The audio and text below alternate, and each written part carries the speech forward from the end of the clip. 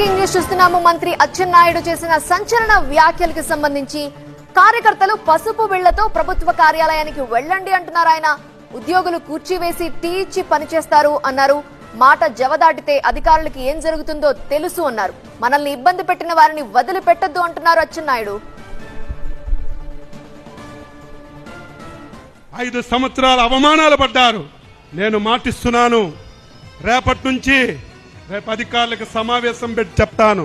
రేపటి నుంచి ప్రతి కార్యకర్త ఎస్ఐ దగ్గరికి వెళ్ళినా, ఎంఆర్ఓ దగ్గరికి వెళ్ళినా, ఎండిఓ దగ్గరికి వెళ్ళినా, ఏ ఆఫీస్కి వెళ్ళినా మీరు పసుపు బిళ్ళ పెట్టుకొని వెళ్ళండి.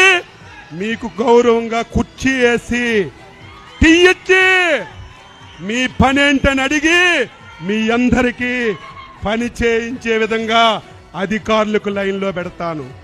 ఎవరైనా ఒకలో ఇద్దరు నా మాటకు జవదాడితే ఏమవుతారో వారికి నేను చెప్పవలసినటువంటి అవసరం లేదని చెప్పి తెలియజేస్తున్నాను.